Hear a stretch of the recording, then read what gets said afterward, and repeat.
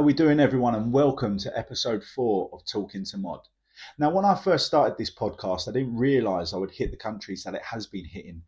So far, I've found out that people are listening to this podcast in the USA, Spain, and Japan. So thank you so much for everyone who's took time out to listen to me rant on and have a fantastic chat with some brilliant names. Really does mean a lot. This week, we have another brilliant guest in Keith Mullin from The Farm. I'm sure you all know that iconic song, All Together Now. So all together now, see what I did there. Let's welcome Keith Mullin from The Farm.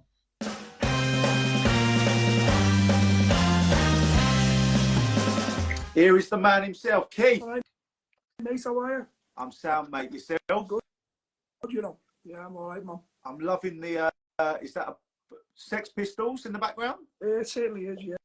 It's never mind the Bollocks, as some American once said to us. Iconic, mate, iconic. How are you, my friend? You good? I'm good, yeah, you know, we're busy day, like, I'm just kind of getting ready. We're gigging, we're out this weekend, I'll be gigging, so doing that, and got lots of different bits and bobs of projects on at the moment, so just getting busy as usual, you know. I appreciate you taking time out for getting involved in this, mate. It means a lot to me. No problem. So you, more importantly. For the next 3 hours, we're going to be talking about music, all right? Absolutely fantastic, yeah. I'm only messing about with you, mate. So, like, I know music plays a big part in your life, mate, as it does mine and many others, and people will be watching this. But what I want to know, mate, is what sort of music were you listening to when you were growing up? Oh, God, a varied assortment of music, really. I mean, I consider myself to be still growing up, you know, so it's like, you know, I've been listening to all kinds from when I was a kid. It really depends on really what age or what era you're talking, like, so if I kind of go back to, you know, listening, my dad was a massive Dylan fan, and he'd be playing Bob Dylan and jazz. He was heavily into jazz. My nan was a pianist, and she could like play all kinds of music. Sorry, I'm spitting something out my mouth there. She was playing about, you know, she could play by ear, you know what I mean? So, and then, you know, I mean, what I was listening to in school was kind of like Slade and stuff like that, you know, when any, you know, the Birds, or, you know, any kind of pop music of the day, and then punk happened and I got into punk, you know. Yeah, and then I got from punk and kind of moved into, like a lot of people did at the time, kind of moved into listening to a lot of ska music. That introduced me to reggae and ska, and I got a lot into that, you know. But also I didn't realise until years later I'd absorbed a lot of Motown and stuff, because, you know, we're in our house we only had like one record player, so I had an older sister and we used to fight for the record player, and they were very much into Northern Soul. And her boyfriend used to go to Wigan Payne, you know, much I got an older sister, and so they were listening to Northern Soul and Tamla Motown. So, you know, I didn't really like Motown. I wasn't really totally into it then. I was a kid, you know what I mean? But I kind of absorbed it all and grew to appreciate it as I started to get a little bit older, you know. So all of that really, all of those different, you know, it was like a mishmash of stuff really. It wasn't generally one thing, but as I grew older, I started listening to different stuff, and you know, and then in the 80s in Liverpool, it was still like very much independent music, and because the indie scene really was not necessarily about indie then wasn't a genre. It was more about like a lifestyle. It was all more about who you were. It was more about, you know, being independent really from majors. So I was listening to a lot of that. Still listen to a lot of reggae. I've always listened to reggae and ska all my life, you know, and you know, starting to get out and classical music, you know. So I suppose I've got from a listening point of view, I've got a real rich history, you know, of listening to music, you know, or I'm fortunate that my family were very, very much into music, and it was part of our entertainment when we had house parties. The guitars would come out, you know, or someone would get on the piano, you know, because pianos then were pieces of furniture. They weren't necessarily like, you know, that's basically what they were, you know. Had the TV on top of the piano, did you? No, I used to be honest with you, I used to look at me nan and think she wasn't enjoying herself, you know, because she'd be the person, when I was a toddler, you know, I'd look at me nan, they'd be having a house party and she'd be on the piano all night, and I think she can't be enjoying herself being on the piano all night, playing all night, you know. singing the songs for everyone, but she's having the time of her life, you know. That's a bit like Uncle Albert and Only Fools and Horses, isn't it? Absolutely, yeah. Only during the war story. What about gigs then, mate? I mean, as a youngster, did you used to find yourself at a lot of gigs all the time? Is there a standout gig that you remember going to? Yeah, my first ever gig, right, this is without a word of a lie, was my uncle took me to see Duke Ellington in a theatre in Southport, and I was 5 years of age. And he was a big jazz fan, and so he took me to see Duke Ellington, and apparently I was well behaved and I was into it. You know, I can remember it, you know, but I don't remember it that vividly. You know, I got to see Bob Marley, you know, in Teesside Leisure Centre in Liverpool. Got to see the Jam. Lucky. I mean, you know, all of those. I suppose all of those gigs back then, they were kind of stand out to you because they were new and they were kind of fresh. Don't. I mean, I remember my sister dragged me to see Harold Melvin in the Blue Notes. So I wasn't so impressed with that at the time. But years later, I kind of learned to appreciate it, you know. Yeah, I mean, gigs have been a major part of my life, you know what I mean? So either going to see, you know, music, or, I mean, I'm still watching music weekly, you know, now, because the institute where I work, which is LIPA, you know, we run events there on a weekly basis, so I'm seeing all young and up and coming one bands regularly, which is now why I wear hearing aids, because I'm near enough deaf. Bless you, man. You mentioned one of my favourite all-time bands there. You said you went and saw the Jam. Yeah, what was that like, mate? Because I've seen clips of them on YouTube and they looked incredible live. I saw them in Moffat Hall in Liverpool, and they were playing with, I think it was Selector in the Beat, I think it was went on with them at the time. I can't remember, but they were amazing. It was great. It was interesting because it was very much at the beginning of what people now know as casual. You know, it wasn't called casual back then. It was in Liverpool. It was called Smoothie, and they were or Scally. You know what I mean? And it was so the audience was a mixture of football types and mots. You know. And it was kind of the audience was kind of an uneasy truce between those two groups of sort of people, but I mean, the music superseded everything, you know, and so it was just phenomenal because they were a free place that made a hell of a racket, you know, and what iconic songs, do you know what I mean? The songs they just live forever, really, from a lyrical and a melodic point of view, you know. So I mean, they're standouts for me. They are real standout moments, you know. Seeing bands like that. Brilliant, man, brilliant. I'm very jealous about that. I would love to have seen it live, man, big time, honestly. Yeah. What about heroes? Did you have any heroes as a youngster? I had a mixture. Yeah, I had a kind of mixture of kind of heroes, really, I suppose. I mean, I had musical heroes, you know, the likes of, you know, I was into Bob Dylan, you know. I mean, not a lot of my mates were because my father was quite politicised. We kind of grew up in Liverpool in that 70s and 80s, where my dad's a building worker, and he's part of the building working strikes in the 70s. You know, on picket lines with Ricky Tomlinson and Desi Warren and people like that, you know. And so I kind of grew up with all that. So my heroes were sort of icons, really. Like, you know, I mean, I used to idolise Muhammad Ali, you know. I used to, and people that were really kind of iconic from the time, you know. And Bob Marley, I absolutely adore Bob Marley, you know, as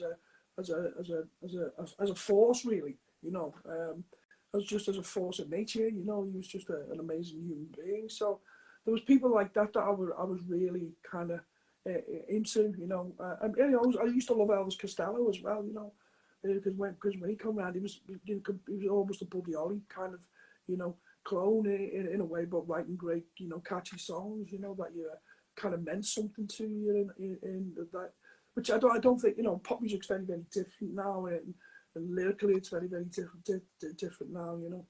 There's far too many people. I mean, I was talking to someone about, you know, writing particular songs of day, and it's like, you know, you just hear so many songs at the moment where, you know, people are just pouring the heart out of how broken hearted they are, you know. And yeah, it's great, you know, and I get it and all that, but, you know, it's like, you know, I'm sick of hearing about your breakup, mate. Can you just, like, sing about something else, you know? No disrespect. Get over it. No, 100%. 100%, mate, 100%. You mentioned Bob Marley there. In February, I played in Liverpool. I think it was, you'll probably know more than me, I've been the area. Is it the Camp and Furnace? Yeah.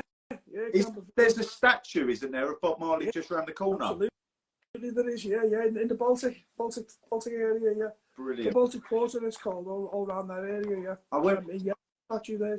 I went for a walk just after my set, and it was dark, and I had my headphones in, and I looked up and I saw this figure of this bloke, like with a guitar on his back, like with his arms, like, you know, like, and I thought, bloody hell, what's he been on? And then the closer I got, it's like, oh, it's a statue. As you know, the baby, you're teetotal now, aren't you? I am, mate. Yeah. It was a year on June the 30th. Yeah, so I did the whole tour teetotal, but it was just incredible. But I still had a few moments where I was thinking, hang about, what's that bloke doing? And then figure out it's a statue, you know what I mean? Yeah. Yeah, you know, there's a lot of iconic things like that in Liverpool. You know, Liverpool's a different city now to what it was from many years ago. You know, from myself growing up. You know, I think it's in some ways it's changed for the better. In some ways it's perhaps not so much changed for the better. You know, but you know, great times, great city. You know? No, I love it. I mean, I always love playing there. I've been very lucky to play there a few times, and I always walk to the I go and see the Cavern. A lot of my heroes have played there. Yeah. And I didn't realise Lonnie Donegan actually played there. I never knew. And I was walking up the stairs and I saw a photo of him. And the reason I mention that is because he was a musical hero of mine, hence why I called my son Lonnie. My dad used to play his music and I got hooked to it. And that was quite cool seeing that. But I mean, that place, you go in the Cavern and you can just feel the history. Like, it's just iconic, isn't it, mate? Well, it is, yeah. It kind of is. It is, but it's a rebuilt Cavern, isn't it? It's not It's, you know, I mean, Liverpool did what Liverpool does, or the Liverpool Council did what Liverpool Council does, and it did in the early 70s, whereas they knocked it all down. You know, they did a compulsory purchase order, knocked the whole area down, because they were building they wanted to build a shaft for the Merseyrail Underground at the time, so they kind of knocked it all down, and then that shaft never got built, and I think they kind of realised what they did. I mean, in terms of his historical significance and the cultural significance, and they excavated it all out and built the new buildings that you've now got above, but excavated all of the cellars out there. So the actual Cavern, I think, is a little bit to the left of where. Yeah, I think you're right. It is. So I remember a little bit to the left, yeah, but it's spiritually, you know, the same, you know, and it's been the Cavern probably longer now than the Cavern was the Cavern, you know, because that, you know, that only came to a real force of music really in the early 60s, you know. Did you always want to be in a band, mate? No, it wasn't about. I kind of got into music because I obviously I kind of realised I didn't want to work on a building site, you know, for the rest of my life, and I was always playing, and that's basically what I was doing. I was running up and down ladders when I left school with a hod on my shoulder, working for bricklayers, you know, and it was tough work, you know, and I just wanted to do something. I just thought this isn't for me, you know, and I kind of knew that I wanted to play music, and I went to music college. You know, I walked off a building site one day in the midwinter and thought I'm never going back there. And I went to music college, you know, for a year. In fact, in the time I'd actually left Liverpool, and I was like, everyone was leaving Liverpool at that point, going away to work and stuff, because there was no employment here. You know, you couldn't get a job in Liverpool. Really, the only way you could get jobs was on the black market. You know, and so I was in there. I'd done an audition for a college called Mabel Fletcher's, and College of Music and Drama, and in the meantime I went away to work in Torquay. It was with all my mates, you know, and basically everyone just left Liverpool, went down to Torquay and signed on there, you know. And I got jobs in kitchens, washing dishes. But then I got a phone call from my mum who said we had received a letter from the college and did you want me to open it? And I said, yeah. And she said, oh, got a place in this college, you know. So I just left the next day and hitchhiked home. Whenever the days when you could hitchhike and it wasn't a problem, you know, quite quickly. So I hitchhiked all the way home and prepared to go to college. And I went to college for a year, got myself the qualifications I needed to learn to read and write music, and just dedicated myself then to getting into music. And I was fortunate enough to be asked to join the farm. Now Peter and Steve had started the farm a couple of years earlier. I think they started in '83 and I joined around about '85. But they'd lost their guitarist and two lads they knew from the football, Andy Dunn and Billy Dunn, who are both Evertonians, you know, but Peter knew them because everyone used to hang around together then, you know what I mean? And they said there's a lad round our way that kind of plays guitar and looks the part. So they come round to my house and audition me, you know. I think I impressed them with my scales. But the fact that I kind of knew what I was doing a little bit on the guitar. I played him a few tunes, and he said, "Yeah, well, you know, would you? Okay, well, let's come to rehearsal." So I went to rehearsal, and the rest is history. Really, I went to rehearsal and joined them. My first ever gig was a gig in London at a place called Mullin's Cave. Right. Can't even remember it. I don't think it exists anymore, but I can't remember where it is. But it was around '85, '86, and that's so. I always knew I wanted to do music because music gave me a voice that I didn't otherwise have, and it does give you the voice. And so we use music then as a way of expressing ourselves, you know, not just musically, but kind of politically as well, and or you know, culturally, you know. So that was what music's representation, how it represented itself to us, manifested to us in that way. So you become the reason you do it, you know. That's ultimately what the way it worked for us, you know. So I always kind of knew I wanted to do something, whether it was going to be a band, but it just happened to transpire it was, you know.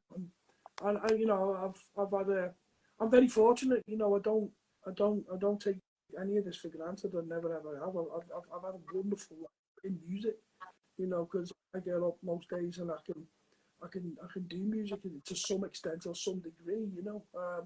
And I've been very, very fortunate. We're still very fortunate that we can go out and play, you know. I'm playing this weekend in Scotland at a Rewind festival, you know. So it's and we've had about 16 festivals this year. So Brilliant. We're just very, very fortunate to still be in a position where people want to hear you and to be able to do that. So yeah, it's given me a great life, you know. I love that, mate. I don't mean that.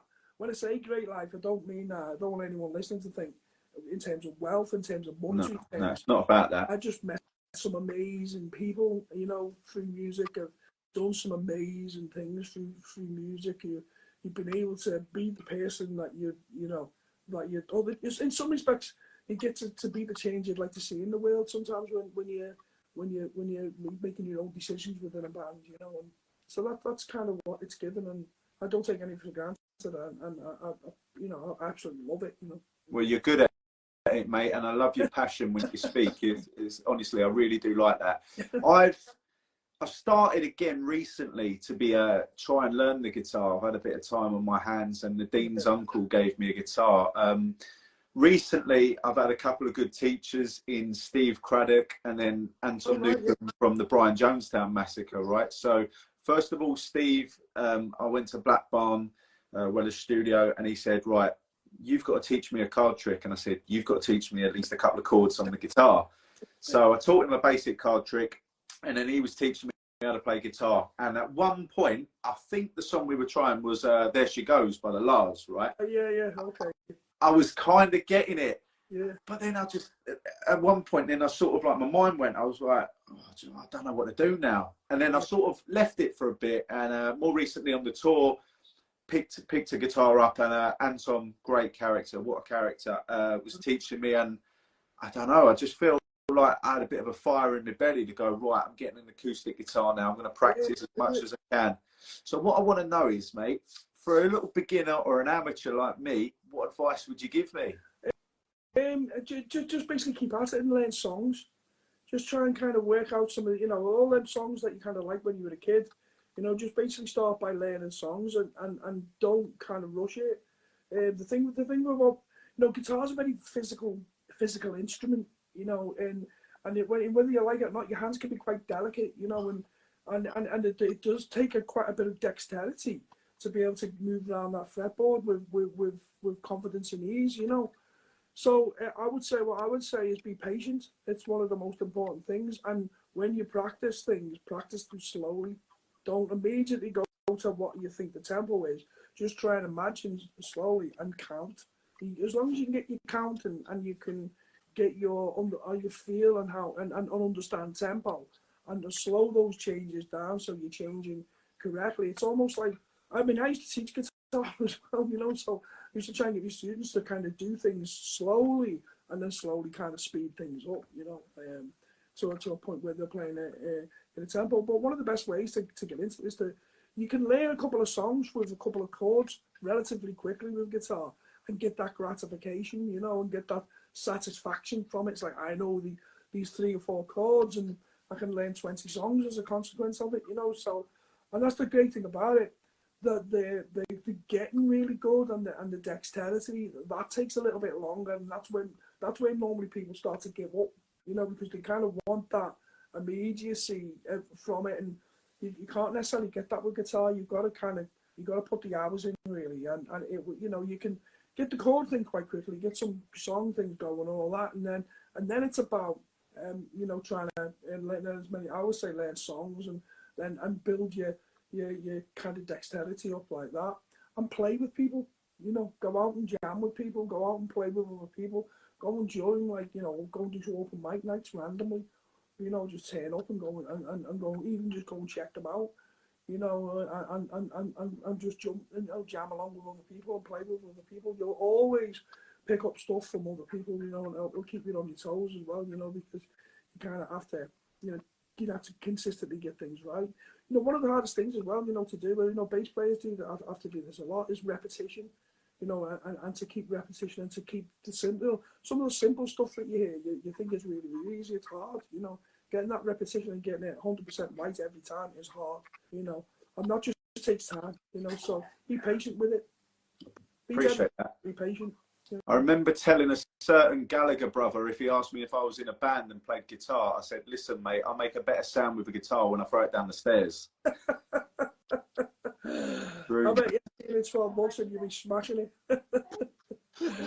I remember practicing a few times and I felt like doing a Pete Townsend, I tell you.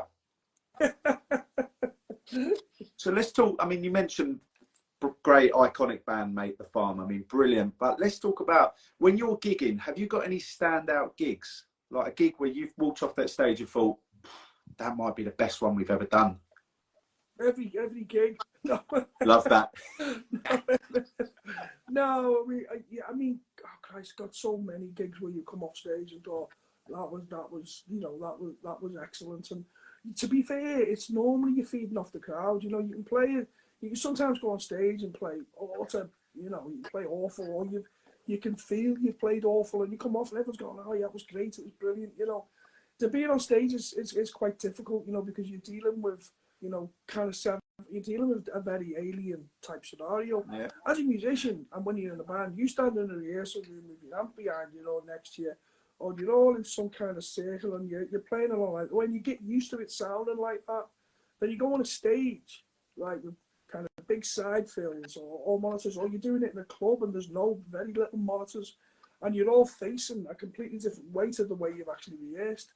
Do you know what I mean? So all of a sudden you've kind of changed that dynamic and that sound. So being on the stage can sometimes be really, if you don't get it right, it can be really dissatisfying, you know, purely and simply because you don't feel like you're in the music.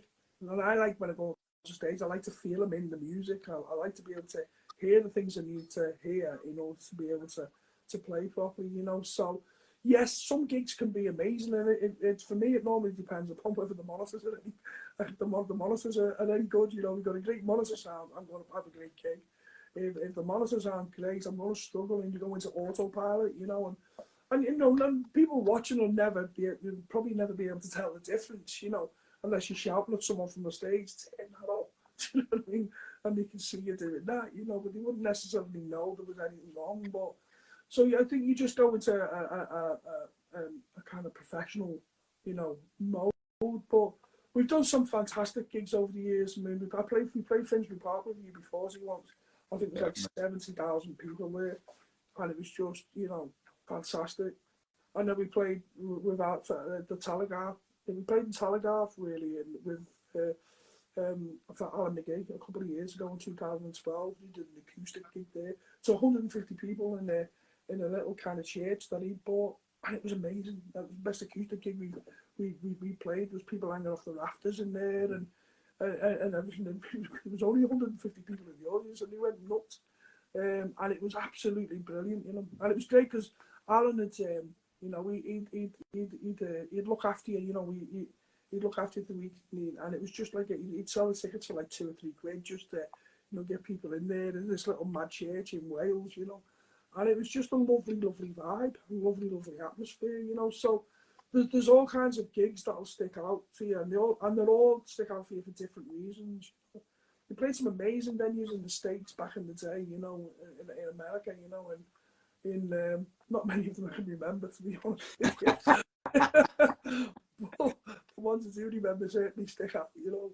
But yeah, we you know, we played some fantastic gigs, some huge, some not so. I mean, one of the first biggest tours we ever did was with a character called Charlie Chester. He used to run a club night in London called Flying, you know, and we kind of did a tour, and they were promoting it because when we broke, we were running our own record label. We were doing it all ourselves, you know, with our mates, and we were kind of hooked up with Terry Farley and you know, Junior Boy's Own and Flying, these all club people in in London, and we were kind of hooked up with all them, and we did a tour with Charlie, which was, we weren't going on till like 12 o'clock at night, you know, because it was almost like a club night on the road, you know, and it was just mental. The actual, we only when he did all 10 dates on this tour, but the whole tour was absolutely crackers. It was one of the most wildest tours I've ever done.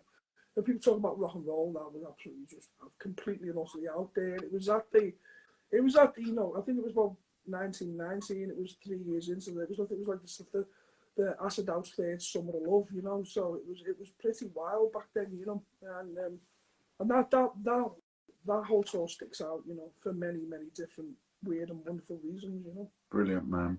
Brilliant. Not all musical. Some of musical. You mentioned there about America and playing some amazing venues. That brings me on nicely to the next question I was going to ask. I mean, one of the venues that sticks out for me, which I absolutely adore after playing it, is the Barrowlands. I mean, for me, that is just absolutely iconic and magical. Have you got a venue that you just love playing in? Barrowlands is one, you know. The Academy in London was always great, you know. The Royal Court in Liverpool, I used to love. I used to hate playing Liverpool, and not, you know, because I hate Liverpool. Liverpool was always a challenge because it's your own crowd, but you just get hammered for guest lists. Yeah. You know, you get hammered for it. And I always remember Simon Moran, I think it was going to our manager at the time. I was like, can you someone go and tell the farm to stop bunking people in through the back? I think, you know, he was like, I think we had like 500 people on the guest list or something that night. You know, one of the nights we were playing there. But the Royal Court was for the reason that it was because you would rehearse in Liverpool and you're playing in Liverpool, you're from Liverpool, and we were an indie band, you know, doing things ourselves. And when you would go and see bands, you know, you would be going to see them at the Royal Court. You know, so when you'd see a band who kind of was on the road to making it, if you like, if for want of a better term, I suppose. That's the place you'd be going to see them, you know. And so to go and play something like that was it felt like, you know, you were achieving something, or you were, you know, you kind of arrived in one. There was a sense of pride. So I used to, you know, playing the gigs that we got the opportunity to play in the Royal Court in Liverpool was a great thing to do, you know. Brilliant, man, brilliant. Away from music for a bit. Also, sorry, another gig that was Ellen Road. that has to go down in one of the most when we played Alan Road with the Happy Mondays. That was one of the craziest gigs I've ever played as well. It was just out there. And the Fair Festival in Ireland at Tipperary, that's another one in I think that was 91, 92. That was just crackers as well, you know. They're events that stick out. But yeah, Alan Road with the someone climbed up the floodlights as well. I remember that thing. It's now gone down in folklore as someone getting on the mic saying, "Will the brave raver please come down?" You know. Oh my God. From climbing up the floodlights. But yeah, Alan Road was with the Mondays and the Lars and there was all kind of all lots of different bands on there. And that was really memorable. You know? I remember doing an interview with Sean Ryder, these like Q&As I used to do with him, and I remember mentioning that gig, the Ellen Road gig, and he was like, "Did I play there?" And I was like, "I can assure you did, mate." All right. Yeah, he did. Yeah, no, he did that. He's lovely, Sean. He's brilliant. He is lovely. You know what I mean? I get on with him really well. And then whenever I see him, it's like, you know, it's really, you know, they're great lads. They're all great lads. The Mondays, you know, we've kind of known them for many years, you know, and they're all great lads. I think that, you know, characters, that's what you need in music. Yeah. Characters like that. I think the trouble is with some of the bands these days is that it's like they're too shy, or they're too worried if they say something they're going to upset a certain person, and then they can't sort of express what their music sounds like. Do you know what I mean by that? And I feel it's a very different world that they're living in, really, you know, to the one that we lived in. You know, they live in a kind of world as well where, you know, if they do something wrong, it's all over it's all over for them the next day. You know, yeah. They can be kind of completely and utterly destroyed for it. Also, you know, if you're holding any form of kind of political view that isn't popular, some of the media can be really, you know, brutal with you. You know, I mean, we know that ourselves because, you know, we've you know, obviously we wrote a song in 1992 called News International, which was about, you know, Rupert Murdoch and the Sun, and we were slaughtered for it, you know, but that's kind of who we are, so it didn't necessarily bother us, you know. But yeah, so I think there's an element to that. I think there's a lot of bands out there that are, you know, still kind of, we would like, they're just probably not as omnipresent as some of the other things, because, you know, your major labels have got a view of how music should be and what the kids are into, you know, and obviously that's, you know, and some of it's amazing music. I mean, don't get me wrong, I listen to new music all the time, and there's some amazing action bands out there. What I would say is, you know, there's a lot of quality musicians out there now, you know. I don't know whether it's just me getting older. I'm thinking, you know, some of the quality and the standard of musicianship is excellent, you know. Yeah, so there's some really interesting, you know, in music. I mean, when I was young, there was only about 4 or 5 genres, you know. There was punk, there was rock, there was pop, there was soul, and, you know, but now there's hundreds of them. I know, mental. I just want to check. Are you all right for time for a bit? I don't want to waste. Absolutely fine, yeah. Right, yeah. Thank you very much, mate. I don't want to. I know you're a busy man. I don't want to be keeping you from making a dinner. I'm not that busy, honest. Yeah, I've cooked your dinner tonight. Have you? Yeah. Now, away from music for a bit, mate. I mean, you're a big Everton fan. I know that, right? Yeah. Massive Everton fan. Obviously, you know my team's Fulham. Now, you couldn't have been really that much happy with how the season went last year. I mean, at one point you looked doomed, didn't you? Oh yeah, we finished. I mean, I'm a season ticket holder at Goodison, you know. I'm sitting next to my mate David Feely, and there's a group of us. We've been sitting there for years, you know. But we thought we were gone. You know, I'll be honest with you, because we'd done it the season before. You know, we just kind of got away from relegation by the skin of our teeth the season before, and then for it to go to the last game, I was sitting there in that game, and I just felt sick. Do you know what I mean? And the guy couldn't even watch it. Just sitting there with my head in my hands, I just felt sick, and I was just thinking, we're going down, especially at our time with Leicester winning, and we're still at that point we were relegated. You know. So as a season, it was horrible, you know. It was an awful season, and you know, them things are not great, you know. And it was it was a relief that, you know, we actually won the game in the end, you know what I mean? But a lot of Everton fans got accused of celebrating. We weren't celebrating. I think it was just relief, you know what I mean? I know a couple of West Ham lads, I think one of them knows you. He was on my Facebook today, Sam McGrath. Oh, yes, yes. Yeah, he knows you because he's just been on my Facebook before. He's like, he's my mate. You know what I mean? No, yes. I know a lot of them West Ham lads. You know, every time they come to Goodison, they come and you know, some of them come to ours sometimes. You know what I mean? So, yeah, brilliant, man. Yeah. Brilliant.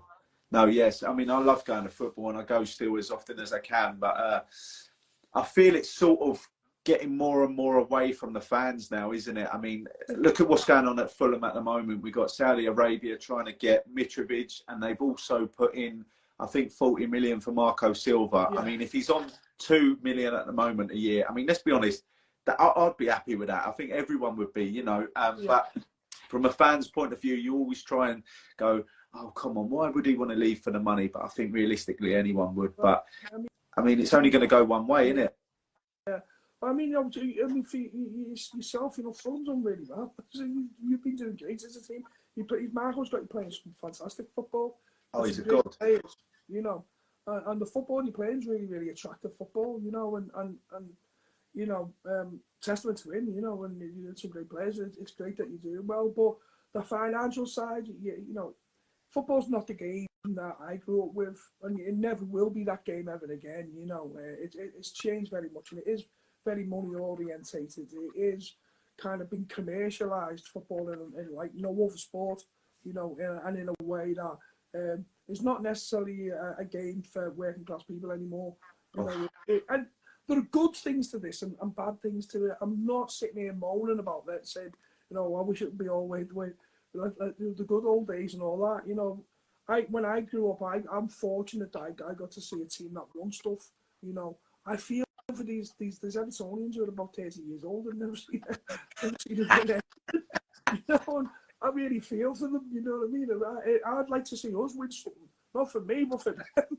You know, but that the game has changed, and you're quite right with the Saudi Arabia thing. I mean, they're just going to come on and buy everything. Obviously, there's an agenda there that goes beyond football, really, which is about, you know, it's about profile, isn't it?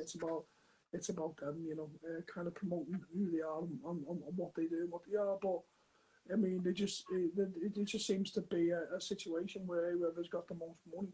Well, the thing is that whoever's got the highest wage bills normally winning the league, aren't they? You know. Oh God, yeah. That's kind of the way, you know, the way it is. But it's moving in interesting directions as well. You know, you've got Henderson, who's just apparently about to go to.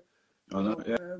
I would never have had Henderson going to Saudi Arabia. I just thought he might have moved on to a European team or something, or maybe even stayed at Liverpool for a bit. But so that's a bit of a shock because it's not like everyone says it's not a money thing, but it's a footballing thing. I just don't believe that. I'm like, of course but if it's not a money thing, give the money away then because you've got enough. Oh, 100%, mate. 100%. Why do you need that much? Do you know what I mean? How many houses do you need? You know, it's like, I mean, most of us only need one, you know. I mean, two would be nice. But, oh, yeah. I'm not complaining. But, no, but, you know, so, yeah, it is a very different game. It's very financially driven now. That whole kind of club, kind of community origin is a distant thing of the past. Right. For most clubs, you know. I mean, suppose the likes of ourselves, yourself, teams like West Ham, you know, we're probably like the last of the Mohicans. Yeah. Because we've still, you know, our clubs have probably got still kind of some semblance of connection to the communities that they emerge from. But I'm sure that will change, you know, and within the immediate future. You know, we're about to move into an amazing new ground on the dock, and I go past it every day. You know, I go past it every day, or you know, on the train or in the car, and it looks amazing. It looks absolutely amazing, you know. Right. But I'm going to be devastated when we leave Goodison. I am literally going to be devastated. I've spent all my life going there, you know. It's crazy. Being an Everton fan, you can answer this question and be totally honest, because I've had this for quite a few years now. Do I look like Leighton Baines? You do. Yeah. I remember the first time I played Everton, the first time I played in Liverpool. Yeah. And before I actually played, a lot of people were saying, "Is that Leighton Baines? Is that Leighton Baines?" Right? I went on the stage and said, "I'm going to address the elephant in the room. All right. First of all, I'm not Miles Kane. I'm not Noel Gallagher, and I'm not Leighton Baines. I'm the Magic Mod." Mate, you're a ringer for Leighton Baines, like, yeah, you definitely are. But, you know, Leighton Baines is a bit of a trendy, you know, he's a bit of a trendy. And he's cool, man. Yeah. He's got a bit of mod about him, you know what I mean? He's definitely got, he's more mod than casual, isn't he? I want to get a photo next to him, both together, so I can prove that we're not, you know, I'm not the same person. Because no one's seen us in the same room together. But that'd be great, actually. That'd be great. You should do some magic tricks for him. And definitely, and then like, maybe you can swap clothes or something. Swap jobs. You can do magic for a week. Maybe you can get him on doing, you know, teach him a magic trick and get him on to doing magic trick, and he can say, "I'm the magic mod," and see if people work it out. Listen, I mean, you're an Evertonian, mate. Tap up a few people. I mean, I'm sure you know more. You're easier to get hold of him than me. No, we know a few, like, yeah, we know a few. There we go. I've got a few questions before I leave you. First of all, I want to say again, and I've said it, but I mean it. Thank you so much for spending time with me on this, mate. It really means a lot, and I've enjoyed it so far. I just hope I haven't bored people, you know what I mean? No. I mean, to be fair, Lonnie's asleep next to me, so you've done well. Who's Lonnie? My boy. Oh, you're not so sorry about that. You know, I mean, I talk about him 24/7 on Twitter, mate. You know. You too. Yeah. Come on, mate. Yeah, sorry, mate. I just got confused there. It's me hearing aids. Can't hear me. All right, I'll let you off. I've got some questions to ask you that people have sent in with me, if that's all right with you, mate. God. I know. I mean, right. First of all, the first question is, you know, what piece of advice would Keith of 2023 give Keith who's 18 years old? And that come from the Festival podcast. Yeah. Don't be so crackers. Just don't just do things that because people tell you to do them. You know, Christ, that's a real hard question actually when you think about it. What would I say to myself? I told myself that it's going to work out. That as mad and as distant some of these dreams and things that you want to do may seem, that it will work out if you just keep working hard and you keep on the path that you're on. 100%. More importantly, oh, your dogs are going crazy. Are the dogs all right there? Sorry, I've got two chihuahuas. It's kicking off. Yeah, they're kicking off over there. Yeah. Yeah, I would advise myself, you know, to keep the faith, you know, right. and keep your honesty and integrity intact, and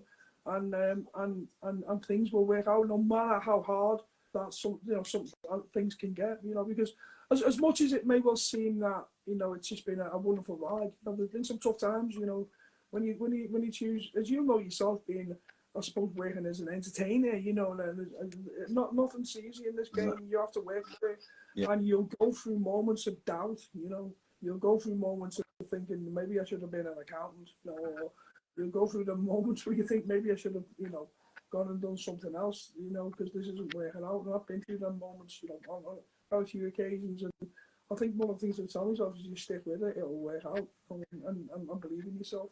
You know. Brilliant answer, mate. Brilliant answer.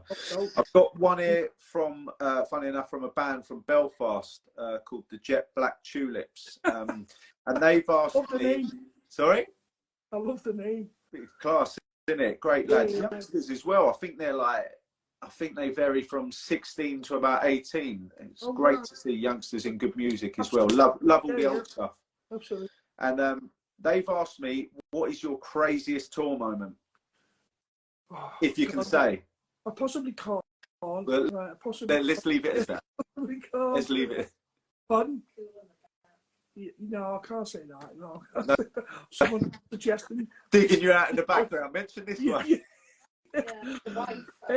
No, Christ, we've had some absolutely lunatic moments when you're on the road. I mean, you know, from Ireland, you know, we had a crazy moment in Ireland, the Fair Festival in 1992, when, you know, we'd arrived in Ireland, on the hotel, and we arrived at the gig early, and so we went to the local working men's club there, and well, I never, but the rest of the band, some of the band did, and our t-shirt guy went there, and the afternoon we went on till about 9 o'clock at night, and we started to drink Guinness, and the t-shirt guy basically gave all of our t-shirts away to all the locals. And some of the band had to be carried out the working man's club and propped up on stage. Oh. I can't actually remember playing that gig, you know, actually performing that gig, and I think my guitarist collapsed on stage, and I think I kept playing, and he kept singing. You know? So yeah, that was a bit of an event, a bit of a crazy sort of moment. But we had quite a few. From our point of view, we never really had anyone telling us no and don't. Yeah. Because we were not necessarily signed to a major record label. We were doing it all ourselves, and we were learning about it as we went. We weren't experts at it. We were learning as we went, you know, as we were doing it. So it got a bit crazy at times, you know. I mean, hope that's been. That's great, mate. I mean, I spent 3 weeks on tour with the Libertines, so I think I can relate to a few of your moments there, mate. Yeah. We've got right. This is from a gentleman called Jack, and he's asked, "What's the best thing you've ever had from a gig rider?" The best thing I've ever had. Yeah. Christ.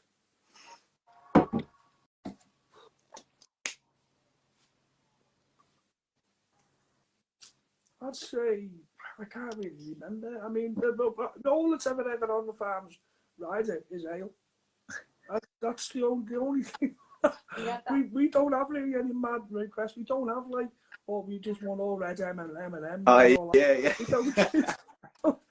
Basically, the thing, if we don't get quality lager, it gets sent back. We had that nice pork dinner that time. What? We had that pork dinner last time. Yeah, some pork dinner, someone shouting. Some my wife, sorry, she's shouting a pork dinner. Oh, mate, I'll have a bit of that. No, I mean, the thing is, normally what's on the farm rider is nuts, crisps, you know, goat cheese from a region in Spain. I think for various regions in Spain, you know, it's mainly just lager, you know. They some. I mean, I don't drink a lot now at all, but some of the, I wouldn't say they drink a lot, but in comparison to some people, they probably do. So they just kind of like the only thing that's never normally in our rider is a lot of alcohol. Still to these days, you know, and they drink it as well, or it goes on with people, you know. Brilliant, man. Bottles of vodka. There's always bottles of vodka. Bottles of Jack. Always that kind of stuff.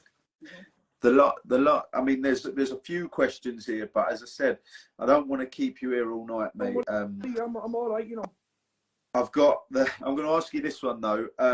Someone I don't know who sent this in has asked, who's your favourite magician? It's definitely not that Paul Daniels. It's some fella called a Magic Marty. He's definitely my favourite magician, mate. Yeah. Your check's in the post, mate. That'd do me. Yeah. No, I love what you do. I really do love what you do, and I've been retweeting your stuff for quite some time, you know. I'm pushing, you know. But when you first started on Twitter, I remember just repeating, because I just love what you did. I think that the Monday card trick and all of that, the Monday magic moment's great. You know what I mean? I just think it's great. You know, I do appreciate it. No, that means a lot, honestly. Thank you very much. And for those listening and those when the podcast's out, please mention that I never told you to say that. Someone's just said, "What's your favourite guitar to play?" Yeah, go on. I've got a couple of guitars, you know, and at the moment I've been playing a Hagstrom Viking Deluxe for quite a few years now, and they're absolutely wonderful guitars. And this guitar, it just never goes out of tune. It's a really well made guitar. And I've got a Reverend, which is an American guitar, a regular Buckfast, and that's absolutely fantastic because it looked really cool, you know. So I would say the Hagstrom or the Reverend. Brilliant, man. So what, I know you, as I said, you mentioned at the beginning, you got a lot of tours and shows coming up, but what's the next 5 months, what's the next 6-7 months like for you, mate? Flat out with shows? Yeah, we've got virtual shows every weekend. We're probably knocking on the head round about, I think October might be possible. We've got an acoustic show in October. And we're probably knocking on the head towards. We never really do a lot of gigs over Christmas, but there's hot off the press a new announcement coming, which is we've just signed a licensing agreement with Ditto Music, and we're going to be releasing some new music. Brilliant, man. That's no one knows about that, but I'm announcing it here. So that's what we'll be working on for the next 6 months. So we'll probably wind the shows down around about, I think it's October, I think we wind up. No, November, because we do Shine On in November, which is a fantastic event.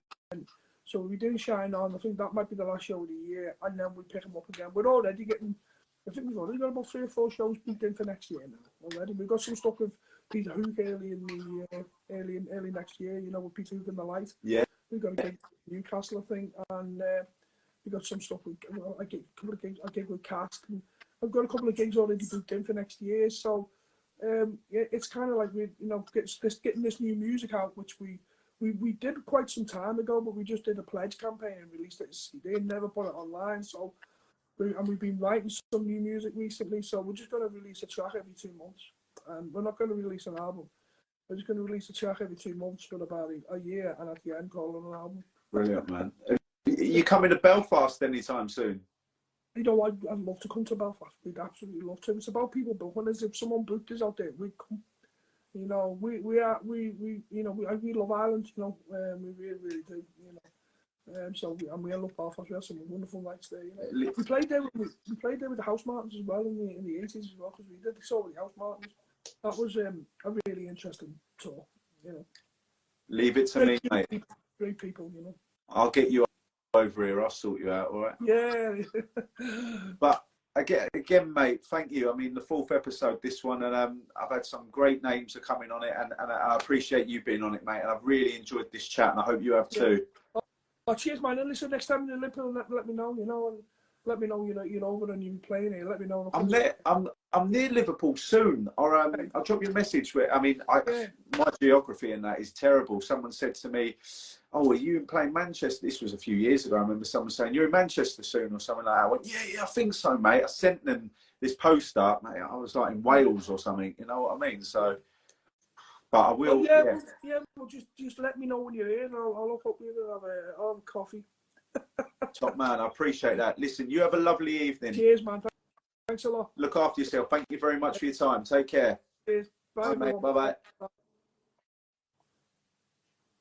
right. There we go. So that was the 4th episode. What a lovely guy. That was the first time we've ever spoken. I mean, we've followed each other on Twitter for a long time now. You can tell his passion in music. I mean, that was there for everyone to see and listen to.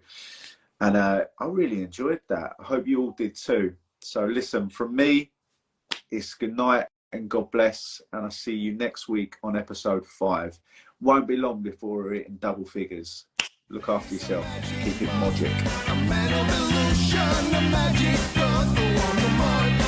I'm the magic mud. We can say I'm hand the magic god.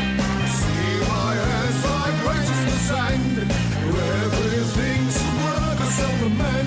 We'll flick of the wrist and it's gone.